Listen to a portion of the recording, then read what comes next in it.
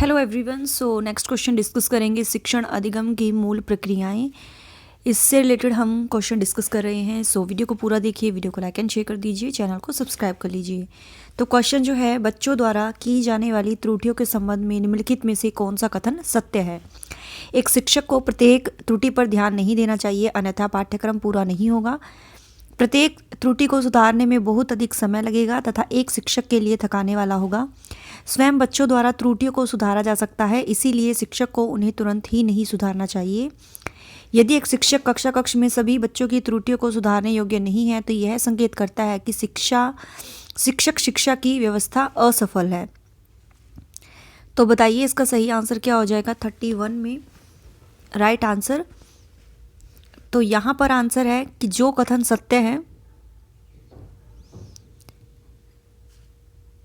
हमारा right answer हो जाएगा कि यदि एक शिक्षक जो है कक्षा कक्ष में सभी बच्चों की त्रुटियों को सुधारने योग्य नहीं है, तो यह संकेत करता है कि जो शिक्षा की जो व्यवस्था है वो असफल है। ठीक है, तो फोर्थ आंसर जो है हमारा राइट होगा। अगला है, एक सशक्त विद्यालय अपने शिक्षकों में निम्नलिखित योग्यताओं में से किसे सर्वाधिक बढ़ावा देगा। प्रतिस्पर्धात्मक अभिवृत्ति, परीक्षण करने की प्रवृत्ति, स्मृति या अनुशासित स्वभाव। 32 में आंसर सही हो जाएगा प्रतिस्पर्धात्मक अभिवृत्ति। ठीक है, एक शिक्षक को व्याख्यान पर अधिक ध्यान देना चाहिए और ज्ञान के लिए आधार उपलब्ध कराना चाहिए। शिक्षार्थियों द्वारा की गई त्रुटियों को एक भयंकर भूल के रूप में लेना चाहिए और प्रत्येक त्रुटि के लिए गंभीर टिप्पणी देनी चाहिए। शिक्षार्थी कितनी बार गलती करने से बचता है, इसे सफलता के माप के रूप में लेना चाहिए। या जब शिक्षार्थी विचारों को संप्रेषित करने की कोशिश कर रहे हों तो उन्हें ठीक नहीं करना चाहिए। तो आंसर यहाँ पर सही होगा हमारा 33 में। सीटेट जुलाई 2013 में ये क्वेश्चन आया, तो आंसर सही हो जाएगा फोर्थ आंसर। ठीक है, आप ना वीडियो को पॉज कर लिया करो। बच्चों में सीखने और सुनने के लिए अधिगम योग्य वातावरण के लिए निम्नलिखित में से कौन उपयुक्त है। शिक्षार्थियों को यह छूट देनी कि क्या सीखना है और कैसे सीखना है। एक लंबे समय के लिए निष्क्रिय रूप से सुनना, निरंतर गृह कार्य देते रहना या सीखने वाले व्यक्तिगत कार्य करना। तो कौन सा उपयुक्त है बच्चों में सीखने और सुनने के लिए? तो वो है शिक्षार्थियों को यह छूट देना कि क्या सीखना है और कैसे सीखना है। कक्षा में विद्यार्थियों को अधिगम के लिए प्रेरित करने हेतु किस युक्ति का अनुप्रयोग आप नहीं करते। छात्रों में स्वस्थ प्रतिस्पर्धा स्थापित करना, उन्हें आत्मगौरव की अनुभूति कराना, उनकी अत्यधिक प्रशंसा करना या गतिविधि आधारित शिक्षण अधिगम विधियों का अनुप्रयोग करना। तो आंसर सही होगा उनकी अत्यधिक प्रशंसा करना। ठीक है, शिक्षण प्रक्रिया में निम्नलिखित में से किसका भली प्रकार ध्यान रखना चाहिए। विद्यार्थियों की सक्रिय सहभागिता, अनुशासन और नियमित उपस्थिति, गृह कार्य की जांच में लगन या विषय वस्तु का कठिनाई स्तर।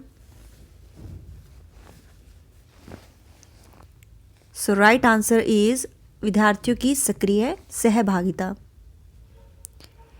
यदि एक विद्यार्थी विद्यालय में लगातार निरंतर श्रेणी प्राप्त करता है, तो उसके अभिभावक को उसकी सहायता हेतु परामर्श दिया जा सकता है कि वह अध्यापकों की घनिष्ठ संगति में कार्य करे। मोबाइल फ़ोन, चलचित्र, कॉमिक्स, खेल हेतु अतिरिक्त कॉल पर रोक लगाएं। जो भली भांति शिक्षा नहीं ले पाए, उनकी जीवन संबंधी कठिनाइयों का वर्णन करें या घर पर उसको परिश्रमिक पूर्वक कार्य करने पर बल दें। तो आंसर है वह अध्यापकों की घनिष्ठ संगति में कार्य करे। निम्नलिखित में से कौन सा तत्व कक्षा में अधिगम हेतु सहायक हो सकता है।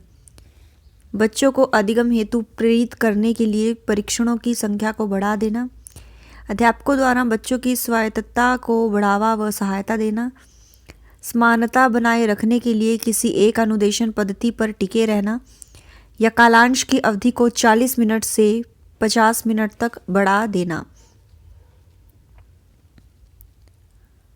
तो आंसर सही होगा अध्यापकों द्वारा बच्चों की स्वायत्तता को बढ़ावा व सहायता देना। एक अध्यापक उस बच्चे के साथ परामर्श करते हैं जिसकी निष्पत्तियात्मक प्रगति एक दुर्घटना के पश्चात अनुकूल नहीं है। निम्नलिखित में से कौन सी प्रक्रिया विद्यालय में परामर्श के लिए सबसे बेहतर हो सकती है? तो 39 में हमें बताना है। सीटेट फरवरी 2014 में ये क्वेश्चन आया था। तो आंसर देख लीजिए क्या आंसर सही होगा, और राइट आंसर हो जाएगा वह अपने विचारों द्वारा खोज करने हेतु लोगों में आत्मविश्वास का निर्माण करता है। ठीक है। एक शिक्षिका पाठ को पूर्व पठित पाठ से जोड़ते हुए बच्चों को सारांश लिखना सिखा रही है। वह क्या कर रही है? वह बच्चों को पाठ समझने की स्वशैली विकसित करने में सहायता कर रही है। वह बच्चों को संपूर्ण पाठ्य वस्तु को पूर्ण रूप से न पढ़ने की आवश्यकता का संकेत दे रही है। वह आंकलन के दृष्टिकोण से पाठ्य वस्तु के महत्व को पुनर्बलित कर रही है, या वह विद्यार्थियों को समर्थ्यात्मक स्मरण करने को प्रेरित कर रही है। 40 में आंसर सही होगा हमारा कि वह बच्चों को पाठ पढ़ाने की स्वशैली विकसित करने में सहायता कर रही है। एक प्रभावशाली अध्यापिका होने के लिए यह महत्वपूर्ण है पुस्तकों से उत्तरों को लिखाने पर बल देना, समूह गतिविधियों के बजाय व्यक्तिगत अधिगम पर ध्यान देना, विद्यार्थियों के द्वारा प्रश्न पूछने के कारण उत्पन्न व्यवधान की अनदेखी करना, या प्रत्येक बच्चे के संपर्क में रहना। तो आंसर सही हो जाएगा प्रत्येक बच्चे के संपर्क में रहना। बच्चों के अधिगम को सुगम बनाने के लिए अध्यापक को एक अच्छे कक्षाई परिवेश का सृजन करने की आवश्यकता होती है। इस प्रकार के अधिगम परिवेश का सृजन करने के लिए नीचे दिए गए कथनों में से कौन सा नहीं है? बच्चों के प्रयासों को स्वीकृति, अध्यापकों के अनुसार कार्य करना, बच्चे को स्वीकार करना, या अध्यापक का सकारात्मक रुख। आंसर राइट होगा यहाँ पर अध्यापकों के अनुसार कार्य करना, जो कथन सही नहीं है। नहीं पूछा था ना। अधिगम अनुभवों को इस प्रकार से आयोजित किया जाना चाहिए जिससे अधिगम को सार्थक बनाया जा सके। नीचे दिए गए अधिगम अनुभवों में से कौन सा बच्चों के लिए सार्थक अधिगम को सुगम नहीं बनाता है? विषय वस्तु की केवल याद करने के आधार पर पुनरावृत्ति, विषय स्तर पर प्रश्न बनाना, प्रकरण पर परिचर्चा और वाद विवाद, या प्रकरण पर प्रस्तुतिकरण। तो नहीं में पूछा है, नहीं बनाता है विषय वस्तु को केवल याद करने के आधार पर पुनरावृत्ति। बच्चों को समूह कार्य देना यानी ग्रुप वर्क देना एक प्रभावी शिक्षण रणनीति है, क्योंकि छोटे समूहों में कुछ बच्चों को दूसरे बच्चों पर हावी होने की अनुमति होती है। सीखने की प्रक्रिया में बच्चे एक दूसरे से सीखते हैं और परस्पर सहायता भी करते हैं। बच्चे अपना काम जल्दी करने में समर्थ होते हैं, या इससे शिक्षक का काम कम हो जाता है। तो सीखने की प्रक्रिया में बच्चे एक दूसरे से सीखते हैं और परस्पर सहायता भी करते हैं।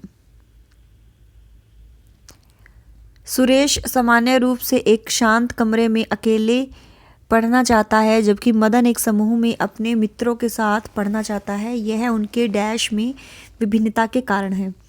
अभिक्षमता, अधिगम शैली, परावर्तकता स्तर, या मूल्यों। तो आंसर सही होगा अधिगम शैली।